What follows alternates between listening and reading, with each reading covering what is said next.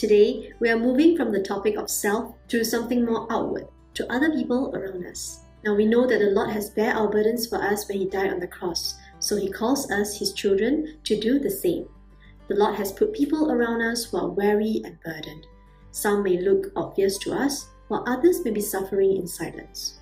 In our family, with our friends, in our church, at workplace or school, there could be people like that. So to make our faith real and put off the mask that the world may pressure us to have as we live in this society, let us live out our purpose with genuine love and sincerity to those amidst us. This can only come from firstly, building a relationship with others and then understanding from their situation.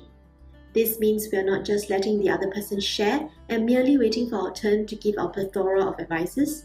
We need to get down to knowing their circumstances in entirety. Like I could be speaking to a youth who is having some deep recurring sin, but instead of talking about how to curb and control that particular sin, I have to understand his background and what led his spirit into that sin. If not, it will just spring up again. The sin, I mean. To do so, we have to understand the true and root causes of burdens in men's lives. Firstly, it can come from personal desires. Sometimes, people tend to blame their burdens on the busyness of work and having many matters to worry for, like finances, marriage plans, career progress, and such. But a lot of times, it can be due to some desires we have. We may have many ideals about what is good enough or attractive, and we want that for ourselves. This leads to the stress of wanting to possess something, upkeep it, or the fear of losing it. This has a great hold on us, and you will realize that it gradually eats away our heart to love and follow the Lord. That is why our Lord says in Matthew 11, verse 28 to 29, "Come to me, all you who are weary and burdened, and I will give you rest. Take my yoke upon you and learn from me, for I am gentle and humble in heart, and you will find rest for your souls." Next, the causes of man's burdens may also come from sins. As it is said in Hebrews 12, verse 1, "Therefore, since we are surrounded by such a great cloud of witnesses, let us throw off anything that hinders and the sin that so easily entangles." My dear brethren, sin easily entangles. Some of us may be able to lead our lives looking seemingly happy, stable, and able to tend well to all areas of our living. But when we look deeper, our lives may not be truly happy or liberated. There may be something pulling us down, and that could be the weight of the sin, something we cannot face the Lord with because it may have caused us some accusations, guilt, or shame.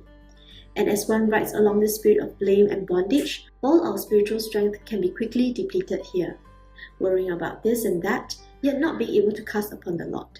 That is the extent where sin can take root in us. Now, these root causes of burdens will lead to a few kinds of dispositions in men. Firstly, they may have less compassion, like when they look at the weaknesses of others, they may be quick to judge, or they do not want to bother themselves with matters of another. This is like the story of the Good Samaritan and how the priest and Levite have chosen to leave the beaten man at the side. Next, we may also only care about ourselves. But the Lord here says that we must not fall into this, because He cares for us so that we may also care for others.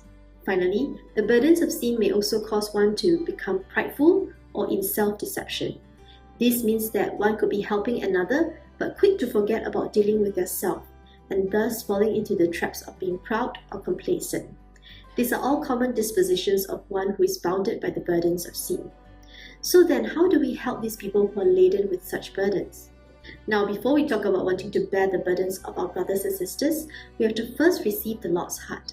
Because after all, we are humans, and we are limited in strength, in consistency, and in love. So how do we receive the Lord's heart? How do we have a fixed perspective in place when we see the weaknesses or ugly sides of the people before us? It comes from constantly being reminded and getting a new angle of looking at a person or their situation through the gospel. As we come to church, listen to the pulpit message, look at the testimonies our brethren share, we will gain new convictions we may not have had before. We will then develop something very important as a head start, and that is a gentle spirit. Instead of getting easily emotional or agitated by another's issues, we approach them first with gentleness. Like yesterday after school, my son was throwing tantrums about not wanting to shower. Usually when this happens, I will get him to shower even amid struggling from his side. But yesterday, I had the conviction of letting him have his dinner first. With his tummy filled up, and as I talked to him in gentleness about how his day went, he willingly and happily walked to shower right after his meal. A gentle spirit with love is a great counter approach to opening up a burdensome heart of another. Now in Galatians 6 verse 2 it says, "Carry each other's burdens, and in this way you will fulfill the law of Christ." In this case, the law of Christ that Paul is talking about is first understanding God's heart. God's salvation and gospel brings us to know God's heart for saving men's souls.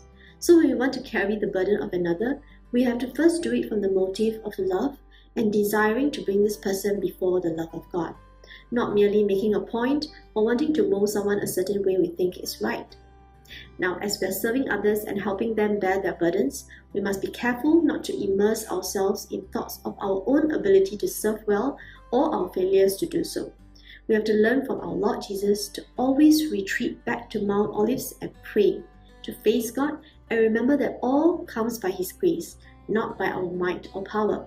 And even in parts where we are unable to bear certain burdens for others, there are no progress, or people are not appreciative, it is also by God's grace that He allows it as such for a timetable He has in place for the person, and even for our refinement as a servant of God. It is easy to burn out when we are serving the people around us. That is where we have to come to the Lord to gain strength. We have to keep casting the weight of sins to the Lord, and as we do so, a clear evidence will show, and that is, we will be more confident and able to bear the weight of others' burdens. We are no longer just lamenting or finding someone to share our woes, because we are more and more assured in God Himself. Instead, we turn into listeners, interceders, and co-workers in God's work. Now, as we have the heart to love and serve those around us, we have to ultimately and repeatedly ask ourselves this question: what kind of person am I before the Lord? When we are away from the crowd, how am I like with the Lord? How do I act? What do I think? How do I give thanks? What am I satisfied with? That is the true form of our faith. So as we are in this servanthood as a child of God, we will be met with anxiety, disappointments, and struggles.